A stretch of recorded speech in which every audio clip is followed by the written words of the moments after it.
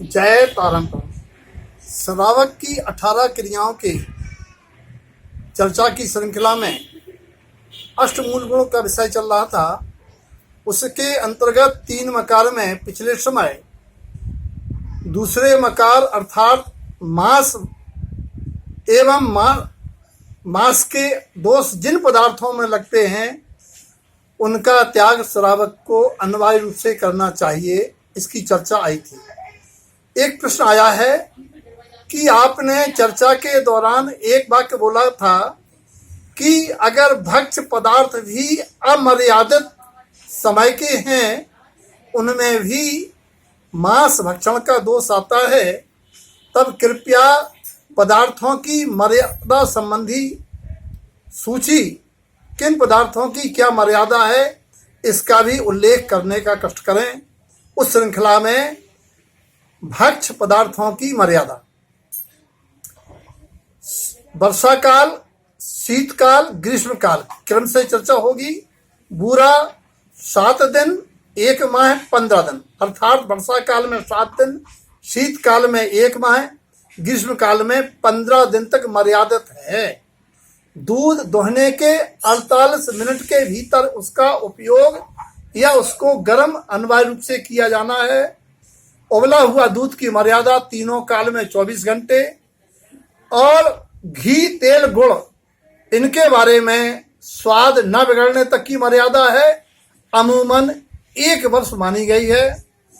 आटा, बेसन, पिसे मसाले 3 दिन वर्षा काल में, 7 दिन शीतकाल में, 5 दिन ग्रीष्म काल में मर्यादित हैं। पिसा नमक 48 मिनट तक, यदि नमक पीस के गर्म कर लिया जाए तीनों काल में 24 घंटे। कच्चा भोजन जिसे बोलते हैं, खिचड़ी, कढ़ी, दाल, रायता, सब्जी, इनकी मर्यादा 6 घंटे या दोपहर। सायंकाल प्रायः पानी छोड़ने के कारण ये सायंकाल मर्यादित नहीं रहते हैं, और कढ़ाई में तली हुई पूड़ी, हलवा, बड़ा, कचौड़ी आदि का मर्यादा 12 घंटे, और रोटी की मर्यादा भी 12 घंटे मानी जाती है, क्योंकि उसमें पानी नहीं रहता है। मौन वाले पकवान की मर्यादा 24 घंटे तीनों काल में। बिना पानी के पकवानों की मर्यादा बूरे के समान क्रमशः 3, 7 और 5 दिन की होती है। मीठा मिला हुआ पदार्थ 48 मिनट तीनों काल में। दही, छाछ के साथ गुड़ तो ग्रहण करना अवश्य है। अथाना, लौंजी आदि 8 पहर या 24 घंटे मर्यादा तीनों काल में है।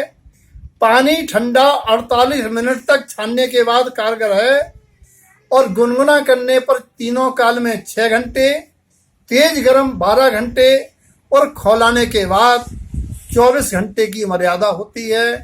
संक्षेप में ये आहार के पदार्थों की मर्यादा का किया गया चिंतन। आज तीसरा मकार मधु या शहद। शहद क्या है? शहद मधुमक्खियों के द्वारा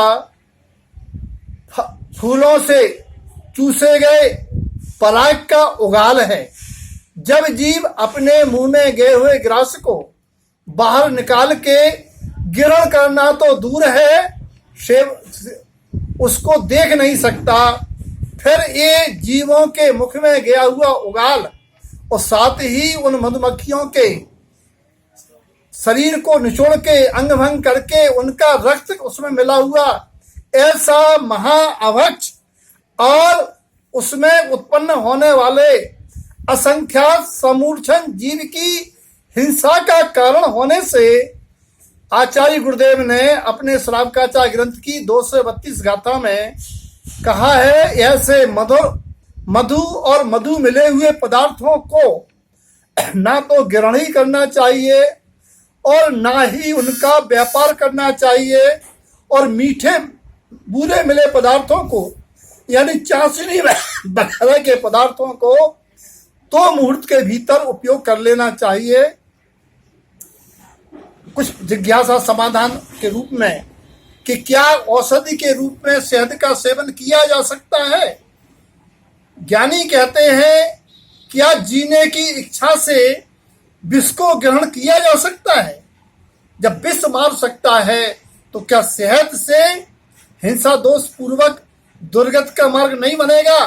अतः औषधि के नाम पर भी शहद का सेवन श्रावक को नहीं करना चाहिए। मधु के उपार्जन में एक बूंद भी मधु खाने वाले को 7 ग्राम जलाकर मारने का पाप बनता है। ये बात सागार धर्मामृत से ग्रहण करने योग्य है। मधु की उत्पत्ति में मांस का भी दोष आता है, क्योंकि उसमें मक्खियों का कलेवर होता है। इसीलिए श्रावक को शहद ग्रहण नहीं करना चाहिए।